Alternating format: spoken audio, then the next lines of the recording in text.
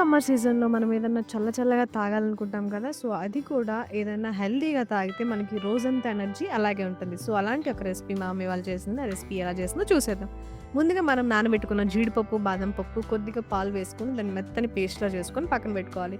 ఆ తర్వాత ఒక గిన్నెలో పాలు వేసుకొని పాలని కొద్దిగా మరిగించుకోవాలి. పాలు కొద్దిగా మరిగిన తర్వాత అందులో మనం ముందుగా గ్రైండ్ చేసి పెట్టుకున్న పేస్ట్ కూడా వేసేసుకొని దీన్ని కొద్దిసేపు పాటు సిమ్‌లో మనం దీన్ని బాయిల్ చేసుకోవాలి.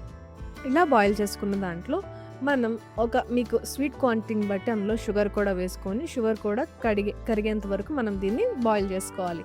ఇలా కరిగిన దాంట్లో మీ దగ్గర కుంకుమ పువ్వు ఉంటే గనక కుంకుమ పువ్వు వేసుకోవచ్చు. లేదు అనుకుంటే నాలాగా కొద్దిగా లైట్‌గా వేసుకోండి ఫుడ్ కలర్ జస్ట్ కలర్ కోసం. అది వేసుకొని ఒకసారి కొద్దిగా మరిగించుకున్న తర్వాత చివర్లో మనం సన్నగా చాప్ చేసుకున్న డ్రై ఫ్రూట్స్‌వి కూడా వేసేసుకొని ఒకసారి కలిపి దీన్ని చల్లార్చుకొని ఫ్రిడ్జ్‌లో పెట్టుకొని చల్లగా తాగితే చాలా బావుంటుంది. అండ్ చాలా రిఫ్రెషింగ్‌గా కూడా ఉంటుంది. మీరు కూడా తప్పకుండా ట్రై చేయండి. అండ్ వీడియో లైక్ చేయడం మాత్రం అస్సలు మర్చిపోకండి.